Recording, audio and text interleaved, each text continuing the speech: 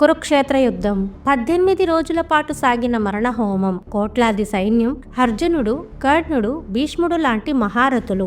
కానీ మీకు తెలుసా, ఈ భీకరమైన యుద్ధం మొత్తాన్ని కేవలం ఒక్క నిమిషంలో, అవును, ఒక్కటంటే ఒక్క నిమిషంలో ముగించగలిగే ఒక మహావీరుడు ఉన్నాడని. అర్జునుడి గాంధీవం కాదు, కర్ణుడి విజయధనస్సు కాదు, కేవలం 3 బాణాలతో ప్రపంచాన్ని జయించగల శక్తి అతని సొంతం. అతనే బర్బరీకుడు, సాక్షాత్ భీముడి మనవడు, ఘటోత్కచుడి కుమారుడు. అతన్ని తీన్ బాణ్ ధారి అని పిలుస్తారు. శివుడి ఘోర తపస్సు చేసి పొందిన ఆ 3 బాణాల ప్రత్యేకత ఏంటంటే, మొదటి బాణం యుద్ధంలో ఎవరిని రక్షించాలో మార్క్ చేస్తుంది. రెండో బాణం ఎవరిని చంపాలో డిసైడ్ చేస్తుంది. మూడో బాణం పని పూర్తి చేసి తిరిగి అతని అమ్ముల పొదిలోకి వచ్చేస్తుంది. అంటే బర్బరీకుడు యుద్ధం చేస్తే శత్రువులు ఎవరూ మిగలరు. కురుక్షేత్ర యుద్ధం చూడడానికి బర్బరీకుడు తన నీలమేఘంపై బయలుదేరాడు. కాని దారిలో శ్రీకృష్ణుడు ఒక సామాన్య బ్రాహ్మణుడి వేషంలో అతన్ని అడ్డుకుంటాడు. బర్బరీకుడి శక్తిని పరీక్షించడానికి, ఈ రావి చెట్టుకు ఉన్న ఆకులన్నిటినీ ఒక్క బాణంతో ఢీకొట్టగలవా? బర్బరీకుడు నవ్వి ఒక్క బాణం వదులుతాడు.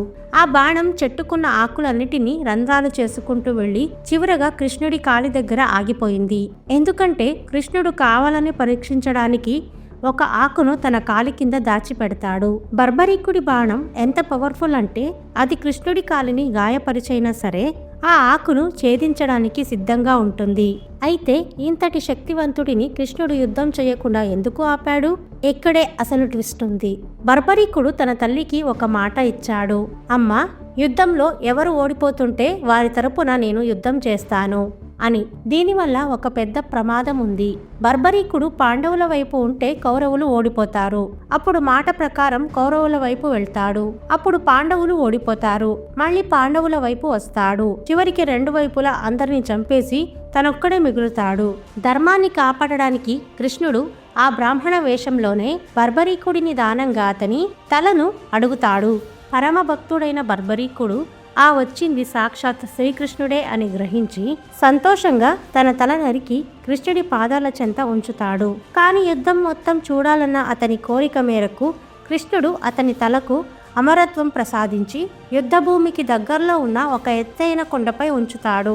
18 రోజుల యుద్ధం ముగిశాక నేనే చంపాను అని భీముడు, నా వల్లే గెలిచాం అని అర్జునుడు గొడవ పడుతుంటే సాక్షిగా ఉన్న బర్బరీకుడి తల నవ్వి అసలు నిజం చెబుతుంది. నాకు యుద్ధంలో వీరులెవరూ కనిపించలేదు. పాండవులు, కౌరవులు ఎవరూ లేరు. కేవలం కృష్ణుడి సుదర్శన చక్రం శత్రువులను చంపడం, ద్రౌపది మాత, కాళికాదేవిల రక్తం తాగడం మాత్రమే కనిపించింది అని చెప్పాడు. అంటే యుద్ధం చేసింది, గెలిచింది అంతా ఆ పరమాత్ముడే అని అర్థం. అతని త్యాగానికి మెచ్చిన కృష్ణుడు, కలియుగంలో నువ్వు నా పేరుతో పూజలు అందుకుంటావు, ఓడిపోయిన వారికి అండగా ఉంటావు అని వరం ఇచ్చాడు. ఆయనే ఈరోజు రాజస్థాన్లో కొలువైన దేవుడు ఖాటు శ్యామ్. ఈ వీడియో మీకు నచ్చితే లైక్ చేయండి. ఇలాంటి మరిన్ని ఆసక్తికరమైన పురాణ రహస్యాల కోసం భక్తివాహిని ఛానల్ని సబ్స్క్రైబ్ చేసుకోండి.